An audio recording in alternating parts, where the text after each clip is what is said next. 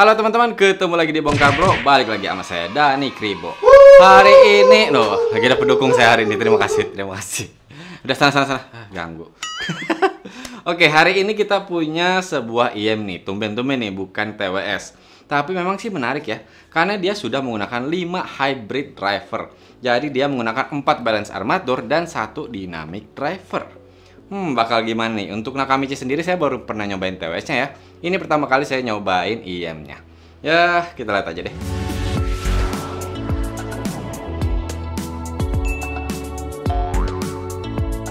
Oke, sebelum mulai videonya saya mengucapkan terima kasih untuk Nakamichi yang sudah mengirimkan TWS ini. TWS kan kebiasaan tuh kan. IM ini untuk kita review. Nah, untuk di official store-nya sendiri, harga Nakamichi MV500 ini itu di 1.870.000. Tapi dicoret jadi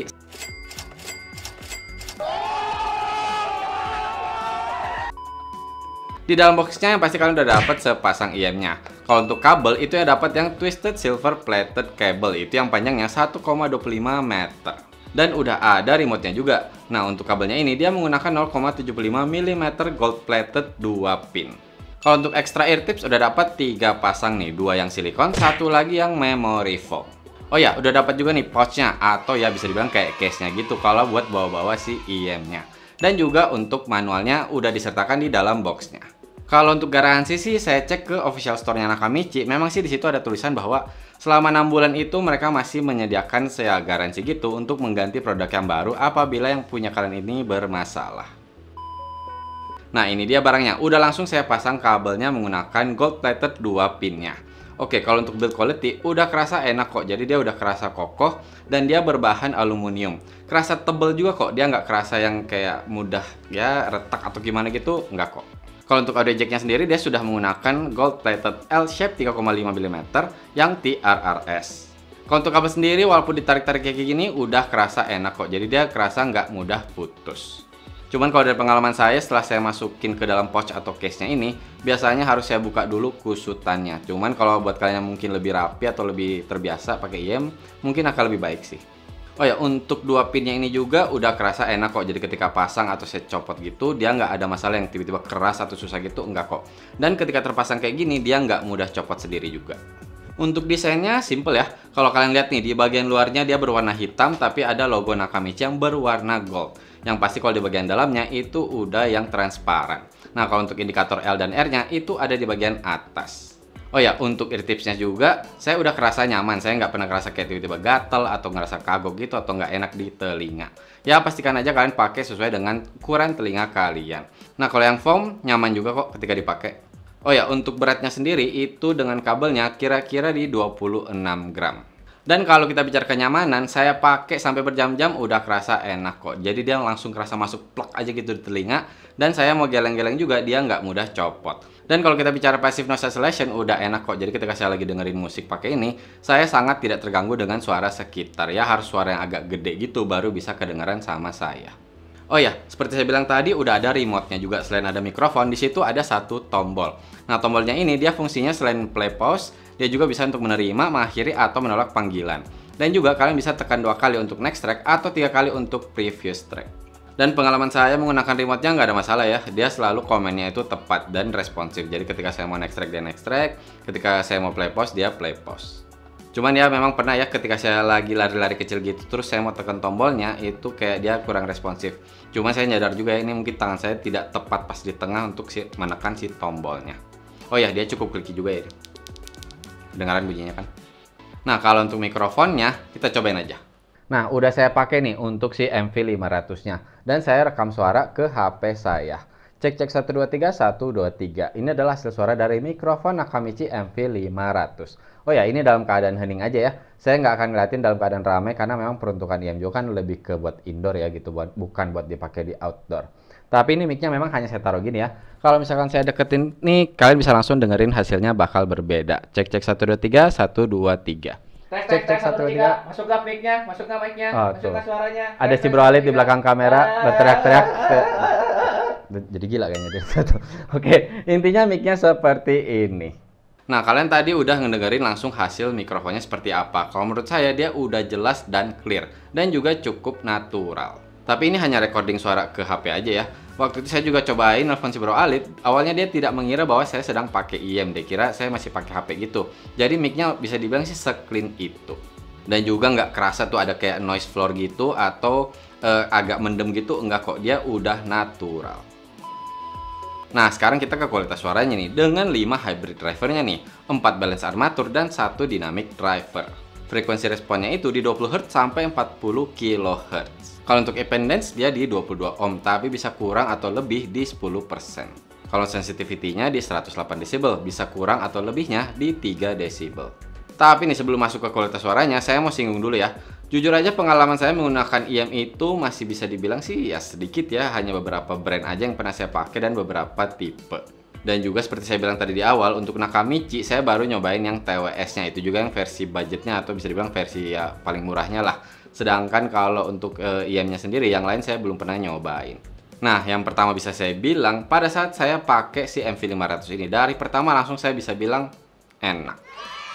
Tapi gini deh, kita bahas dulu treble-nya. Kalau untuk di bagian high-nya ini udah kerasa airy dan juga dia nggak nyumput, jadi dia bisa keluar dengan detailnya dan juga kerasa untuk clean-nya.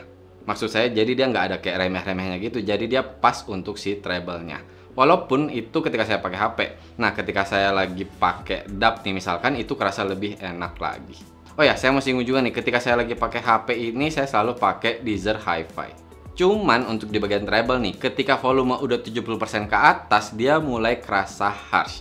Jadi nggak sampai yang nusuk, cuman udah mulai kerasa agak pecah. Ya belum sampai ke level mengganggu, cuman sih kalau buat saya ya saya turunin lagi. Toh kalau untuk powernya sendiri, di HP maupun di DAB, saya dengan volume di sekitar 50-60% aja itu udah cukup. Nah kalau untuk mid-nya, suara vokal laki-laki atau perempuan, suara instrumen, dia bisa keluar dengan detailnya juga. Dan dia nggak ketutup oleh si bass atau si treble-nya. Apalagi nih ketika saya lagi dengerin lagu pop, rock, atau juga bahkan J-rock gitu. Jadi dia bisa keluar clarity-nya itu dengan enak dan juga tidak distorsi. Nah, cuma nih untuk bagian low-nya atau kalau kita bicara bass-nya, ketika saya lagi dengerin EDM misalkan, impact-nya itu saya kerasa kurang. Jadi memang untuk dentumannya itu masih ada dan juga dia masih kerasa bulat. Cuman kerasa kurang fun kalau buat saya. Intinya ketika saya lagi dengerin lagu EDM ini yang ada bassnya tuh yang bakal full gitu, nutupin semua. Kalau saya suka bilang kayak menyelimutin gitu si bassnya. Dia nggak bisa dapet, dia kayak berusaha keluar, tapi akhirnya kerasa cuman kayak pas aja gitu. Tapi setidaknya nih, untuk si bagian bassnya ini dia nggak pecah. Dan kalau untuk detailnya, bisa dibilang sih masih di porsi yang pas ya. Nah kebetulan si Bro Alit kan di sini dia yang tipe basshead, dia udah nyobain juga. Buat dia sih dia bilang masih cukup, walaupun kira-kira untuk para basshead ini kemungkinan sih bakal ngerasa agak kurang. Nah kalau untuk sub bassnya sendiri masih kerasa sih rumblingnya, tapi saya tetap bilang tidak yang di level banget gitu. Jadi hanya nongol bentar terus hilang, walaupun di lagu yang saya ngarap untuk rumblingnya ini bisa kerasa lebih lama karena porsinya memang lebih besar. Jadi untuk di low-nya sendiri, intinya secara keseluruhan kalau buat saya lebih ke seadanya. Ya memang sih ya, mungkin Nakamichi ini lebih diutamakan untuk mid dan treble-nya. Karena memang ketika saya lagi dengerin misalkan lagu pop, rock, atau jazz juga gitu, ketika memang ada si bass-nya ini, dia porsinya tuh pas buat saya. Jadi memang ya untuk mengiringi si bass ini, bukan yang memenuhi ruangan terus dia ngacauin si middle atau si treble-nya. Nah untuk pemisahan instrumennya sendiri kalau buat saya sih kerasa udah oke. Cuman tetap ketika lagi banyak instrumen yang masuk, kadang-kadang kerasa tetap dia agak numpuk gitu. Walaupun ya kerasa kok untuk si jaraknya ini. Ya ada tapi tidak yang spacey juga. Atau bisa dibilang jaraknya ada tapi sempit lah. Untuk sound imaging udah oke, jadi suara dekat, suara jauh gitu bisa terdengar dengan jelas tanpa mengurangi porsi dan detailnya. Kalau untuk soundstage udah kerasa luas kok untuk si MV500 ini. Oh ya, katanya MV500 ini enak juga kalau dipakai buat main game. Saya udah cobain, saya main Genshin Impact. Udah kerasa enak sih emang, jadi suaranya tuh untuk suara sekitar itu bisa dapet walaupun tetap ya tidak di level headset gaming. Dan juga ketika saya lagi misalkan pakai skill gitu, si treble-nya masih membantu dan dia kerasa extend-nya dan tidak kerasa nusuk. Intinya sih untuk Nakamichi MV500 ini kalau buat saya, ketika saya memang lagi nyantai pengen dengerin lagu yang ya duduk aja gitu, relax sambil nikmatin secangkir teh gitu, udah dapet nyamannya dan saya bisa menikmati mendengarkan lagunya. Tapi ketika memang saya lagi pengen ya dapat party vibe misalkan gitu dari beberapa lagu terutama di EDM, saya nggak bisa dapat di MV500 ini. Tapi kalau untuk suara sih balik lagi ke selera kita masing-masing ya. Kita dengerin aja sound sample-nya.